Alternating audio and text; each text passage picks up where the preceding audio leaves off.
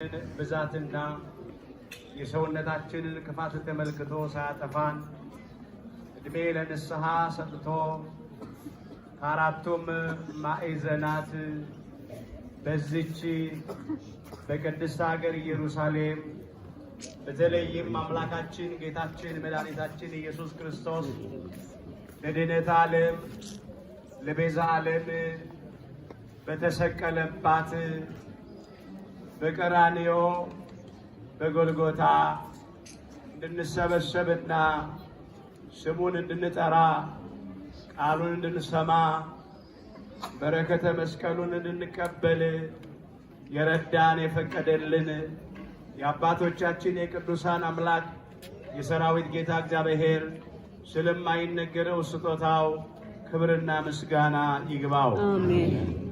በቅድሚያ አምላካችን እግዚአብሔር ሁላችንን በቸርነቱ ጠብቆ እንኳን ለብርሃነ ስቅለቱ በዓል በሰላምና በጤና አደረሰን አደረሳችሁ። አሜን። እስቲ እዚህ ያደረሰንን አምላካችን እግዚአብሔርን ወንዶች በጭብጨባ ሴቶች በእልልታ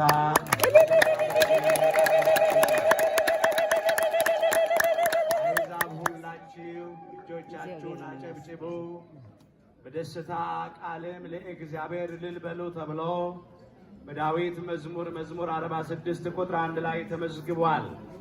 ለእግዚአብሔር ክብር የሚያጨበጭቡ እጆች ይባረካሉ፣ ለእግዚአብሔር ክብር እልል የሚሉ አንደበቶች ይባረካሉና አሁንም እባካችሁ ይህንን ቀን ያሳየንን በዚች በቅድስት ሀገር በኢየሩሳሌም በተለይም በዚህ በቀራንዮ እንድንገኝና ይህን በረከት እንድንቀበል እንድንሳተፍ የረዳንን የፈቀደልንን የአባቶቻችንን የቅዱሳን አምላክ የሰራዊት ጌታ እግዚአብሔርን ከልብ በሆነ ምስጋና በደንብ አድርገን እናመስግነው።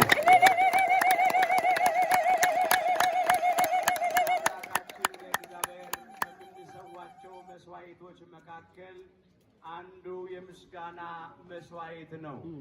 ምስጋናን የሚሰዋ ያከብረኛል ተብሎ በዳዊት መዝሙር 49 ቁጥር 23 ላይ ተመዝግቧል። ስለዚህ ከከንፈሮቻችን ለአምላካችን ለእግዚአብሔር ሁልጊዜ ምስጋና መስዋዕት ልንሰዋ ያስፈልገናል።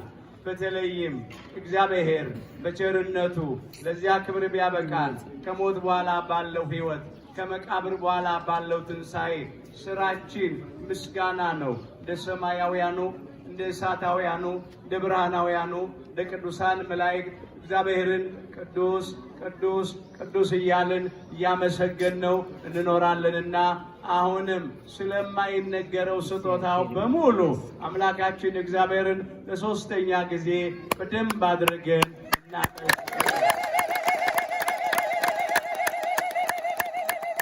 አምላካችን እግዚአብሔር ምስጋናችንን ይቀበልልን።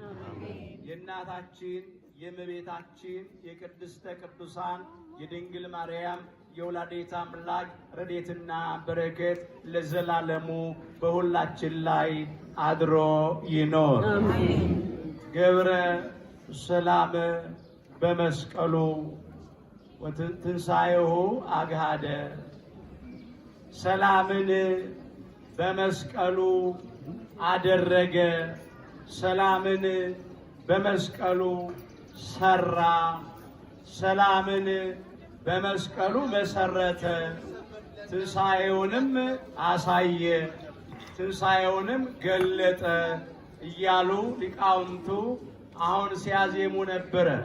ይህንን የዘመረው ኢትዮጵያዊው ጥዑመ ልሳን ፈልፈለ ማህሌት እንዚራ ለቤተ ክርስቲያን ባሕረ ጥበባት አባታችን ማህሌታዊው ቅዱስ ያሬድ ነው። ከዚያ የተወሰደ ነው።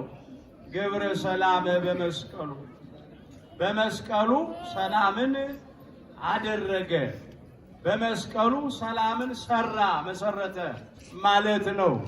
እንግዲህ ሁላችንም እንደ ተከታተልነው ሰሞኑን በሙሉ ሰሙነ ሕማማቱን ስንከታተል ቆይተናል። አስቀድሞ አባታችን ሊቀ ነቢያት ሙሴ በሕግ መጻሕፍቱ ከጻፈው አባታችን ክቡር ዳዊት በመዝሙራቱ ከዘመረው ቅዱሳን ነቢያት በየዘመናቱ በትንቢት ከተናገሩት እየተነበበ ንባብ ብቻ አይደለም፣ ጥሬ ቃል ብቻ አይደለም፣ ትርጉም ጭምር በስፋት ተነግሯል። በድንገት ወይም በአጋጣሚ የሆነ ነገር ስለሌለ ማለት ነው። ሁሉ በውበት ስለተከናወነ ዛሬ ደግሞ የምስራቹ ቀን ደርሰናል፣ በእግዚአብሔር ቸርነት ማለት ነው። ስለዚህ ገብረ ሰላም በመስቀሉ ሰላምን አደረገ በሚል ርዕስ ጥቂት ደቂቃዎች ከኔ ጋር አብረን እንቆያለን። በተለይም ስለ ዛሬው ነገር ነው የማነሳው። በመጀመሪያ ሰላምን በመስቀል ያደረገው፣ ሰላምን በመስቀል የሰራው የመሰረተው፣ ሰላምን በመስቀል የሰጠው የሰላም አምላክ፣ የሰላም አባት፣ የሰላም አለቃ፣ የሰላም ንጉሥ አምላካችን ጌታችን መድኃኒታችን ኢየሱስ ክርስቶስ ነው። ይህ የሰላም አምላክ ሰላሙን እንደሚሰጠን አስቀድሞ በቅዱሳን ነቢያት አንደበት ተነግሮ ነበረ። ነቢየ እግዚአብሔር ቅዱስ ኢሳይያስ ትንቢት በሚናገርበት ዘመን በትንቢተ ኢሳይያስ ምዕራፍ 9 ቁጥር 6 ጀምሮ እንዲህ አድርጎ መዝግቧል። ሕፃን ተወልዶልናልና ወልድም ተሰጥቶናልና አለቅነት በጫንቃው ላይ ይሆናል። ስሙም ድንቅ መካር፣ ኃያል አምላክ፣ የሰላም አለቃ ተብሎ ይጠራል ብሎ ተናግሮ ነበረ። ገና አምላካችን ጌታችን መድኃኒታችን ኢየሱስ ክርስቶስ እናታችን ከእመቤታችን ከቅድስተ ቅዱሳን ከድንግል ማርያም ከመወለዱ ከ700 ዘመን አስቀድሞ የተናገረው የትንቢት ቃል ነው። እግዚአብሔር የራቀውን አቅርቦለት፣ የረቀቀውን አጉልቶለት፣ የተሰወረውን ገልጦለት ወደፊት ሊሆን የነበረውን ነገር ከመሆኑ አስቀድሞ እንደሆነ አድርጎ ተናገረ። ይህ ሕፃን ያለው አምላካችን ጌታችን መድኃኒታችን ኢየሱስ ክርስቶስ ነው። አዎ መካር ነው አለ። ኃያል አምላክ ኤልሻዳይ ካህሌ ኩሉ ሁሉን ቻይ የሚሳነው ነገር የሌለ ነው አለ። ስሙ ድንቅ ነው አለ። ከስሞች ሁሉ በላይ የሆነ ስም ነው። ድል አድራጊ ስም ነው። ሕያው የሆነ ዘላለማዊ ስም ነው። አሸናፊ ስም ነው። መድኃኒት መቤዝው አዳኝ የሆነ ስም ነውና ስሙ ድንቅ ነው አለ። የሰላም አለቃ ነው፣ የዘላለም አባት ነው ብሎ ተናገረለት። አዎ የሰላም አለቃ፣ የሰላም ባለቤት፣ የሰላም ምንጯ እሱ ነውና እስቲ በሉ ከኔ ጋር አባካችሁ እርሱ በሉ። እርሱ ሰላማችን ነውና። የሐዋርያው የቅዱስ ጳውሎስ መልእክት ወደ ኤፌሶን ሰዎች ምዕራፍ 2 ቁጥር 14 ላይ የተመዘገበ ኃይለ ቃል ነው። እርሱ ሰላማችን ነውና። እርሱ ራሱ ሰላማችን ነው። ራሱ ሰላማችን ነው ወገኖች። ሰላም አለው፣ ሰላም ይሰጣል ብቻ አይደለም። እርሱ ራሱ ሰላም የሰላም ምንጯ ነው፣ የሰላም ባለቤቷ ነው። ይሄ ነው እንግዲህ ዛሬ ገብረ ሰላም በመስቀሉ ብለን ያልነው። ሰላምን በመስቀሉ አደረገ። ማን? ሰላማችን፣ የሰላም አባት፣ የሰላም አምላክ፣ የሰላም አለቃ፣ የሰላም ንጉሥ፣ ሰላማዊ ኢየሱስ ክርስቶስ ማለት ነው። እርሱ ሰላማችን ነውና አለ። ሁለቱን ያዋሃደ ይላል። በአዋጅ የተነገሩትንም ትእዛዛት ሽሮ በመካከል ያለውን የጸብ ግድግዳ በስጋው ያፈረሰ ይላል። ለድህነት ዓለም ለቤዛ ዓለም በዕለተ ዓርብ በቀራንዮ ኮረብታ በዚህ ስፍራ በዕፀ መስቀል ላይ ተሰቅሎ የጸብን ግድግዳ አፈረሰ። ሁለቱን ያዋሃደ አለ። ሁለቱን ያለው ሕዝብንና አሕዛብን ነው። ሕዝብ የተባሉ ቤተ እስራኤል በግዝረት፣ አሕዛብ የተባሉ ደግሞ ፍልስጤማውያኑ በቁልፈት ተለያይተው ይኖሩ ነበረ። ሕዝበ እግዚአብሔር እስራኤል ዘሥጋ በእግዚአብሔር ስም ተጠርተዋል። በሕገ ኦሪት ይመራሉ። ወንዶቹ በግዝረት ለእግዚአብሔር ተለይተዋል። አሕዛብ ግን አልተገረዙም፣ በቁልፈት ይኖራሉ። በእግዚአብሔር ስም አልተጠሩም። ያለ ሕግ ያለ ሥርዓት ስድ ሆነው ይኖራሉ። እነኚህን ሁለቱን ነው ያዋሃደው።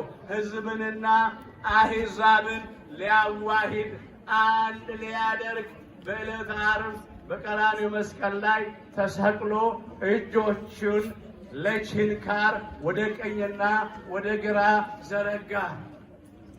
ከዚያም ሕዝብና አሕዛብን አዋሃደ። የጸብን ግድግዳ ያፈረሰው ቅዱስ ሥጋውን ቆርሶ ነው። ክቡር ደሙን አፍስሶ ነው። ነፍሱን ለመስቀል ሞት አሳልፎ ሰጥቶ ነው። የጸብ ግድግዳ የፈረሰበት ምስጢር ይሄ ነው። ዋጋ ተከፍሏል ወገኖች። እንዲሁ አይደለም። የከበረ ደሙን አፍስሷል። ቅዱስ ሥጋውንም ቆርሷል። ሁለቱን አዋሂዷል፣ አንድ አድርጓል። ይኸውም አለ አንድን አዲስን ሰው በራሱ ይፈጥር ዘንድ ይላል። እስቲ በሉ ይኸውም በሉ። አንድን አዲስን ሰው በራሱ ይፈጥር ዘንድ። እዚህ ጋር ጥቂት ነገር እናንሳ። የሁላችን አባት አዳም ነው። የሁላችን እናት ሔዋን ናት። በመጀመሪያ በስነ ፍጥረት ታሪክ ሁላችንም ከአዳምና ከሔዋን ተገኝተናል። የሰው ነቁ ምንጩ አዳም ነው። ሔዋንን እንኳ አምላካችን እግዚአብሔር ከጎኑን አውጥቶ የሰጠው። ስለዚህ በስነ ፍጥረት በጥንተ ተፈጥሮ የመጀመሪያው ሰው አዳም ነው። የሰው ምንጩ እሱ ነው። ወረድልና አባታችን ኖህ ጋር ሲደርስ ሴም፣ ካም፣ ያፌት ተብሎ ለሶስት ተከፈለ። አባታችን አብርሃም ጋር ሲደርስ ደግሞ እንዲሆን አብርሃም ከጨዋይቱ ከሳራ ይስሐቅን ወለደ። ደግሞ ከባሪያይቱ ከአጋር እስማኤል ተወለደለት። ያን ጊዜ ልዩነት መጣ። የጸብ ግድግዳ ጭምር ነው ወርዶ በአምላካችን በጌታችን በመድኃኒታችን በኢየሱስ ክርስቶስ ጥምቀት ሕዝብና አሕዛብ አንድ ሆንን። በእርሱ ስቅለት ሕዝብና አሕዛብ አንድ ሆንን። ሁለቱ ተዋሃዱ ማለት ይሄ ነው። አስተውሉ። ዮርዳኖስ እንሂድ እስቲ። ሁለቱን ሊያዋሂድ አንድ ሊያደርግ በዮርዳኖስ ሲጠመቅ እርቃኑን ነበር። ደግሞ በቀራንዮ ኮረብታ ሁለቱን ሊያዋህድ አንድ ሊያደርግ ሲሰቀል እርቃኑን ነበር። ሁለቱን አዋሃደ፣ አንድ አደረገ። አንድ አዲስ ሰው ተፈጠረ። አሁን በክርስቶስ ቤዛነት ሁላችን አዲስ ሆነናል።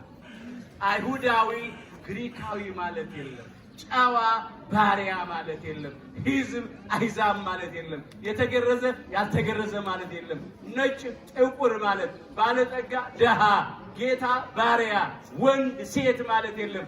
ሁሉም በክርስቶስ ቤዛነት አንድ አዲስ ሰው ተፈጥሯል። ጥልንም በመስቀሉ ገድሎ ይላል። እነሆ ሰላምን ያደርግ ዘንድ ይላል። ጥል የተባለ የጸብ አባት፣ የኃጢአት አባት፣ የሐሰት አባት፣ ነፍሰ ገዳዩን ሰይጣን ዲያብሎስን ድል አድርጎት ማለት ነው።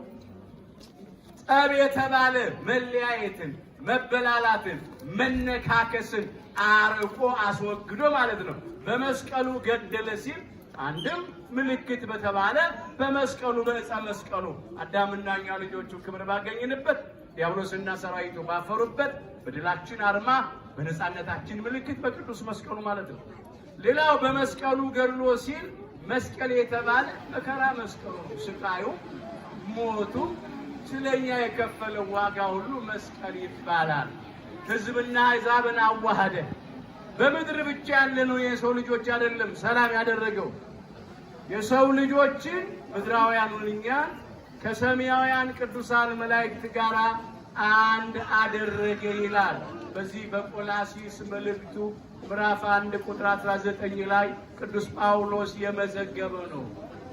በምድርና በሰማይ ያሉትን ሁሉ አንድ ያደርግ ዘንድ ይላል። በመስቀሉ ደም ይላል። በዕፀ መስቀል ላይ ተሰቅሎ ባፈሰሰው በከበረ ደሙ ፈሳሽነት ምድራውያን የሰው ልጆችን ከሰማያውያን መላእክት ጋር አንድ አደረገ። ሰላምን ያደረገው ይህንን ሁሉ ነው። ከባህሪ አባቱ ከእግዚአብሔር ከባህሪ ሕይወቱ ከእግዚአብሔር መንፈስ ቅዱስ ጋር ከራሱም ከእግዚአብሔር ወልድ ከኢየሱስ ክርስቶስ ጋር ታረቀን፣ አስታረቀን ማለት ነው። እርቅ ተደረገ፣ ሰላም ተመሰረተ። በቀራንዮ ኮረብታ በዚህ ስፍራ ተሰቅሎ ሁሉን ወደ ራሱ ሰበሰበ። አሁንም አለ የዚህ ዓለም ፍርድ ደርሷል። የዚህም ዓለም ገዥ ወደ ውጪ ጣናል። እኔም አለ ከምድር ከፍ ከፍ ያልኩ እንደሆነ ሁሉን ወደ እኔ ወደ ራሴ እስባለሁ አለ። በዚህ በዮሐንስ ወንጌል ምዕራፍ 12 ቁጥር 31 ጀምሮ የተመዘገበ ኃይለ ቃል ነው። የዚህ ዓለም ፍርድ ደርሷል ሲል በዲያብሎስና በሰራዊቱ ላይ ሊፈርድባቸው ለአዳምና ለእኛ ልጆቹ ሊፈርድልን ማለት ነው። ዳኛ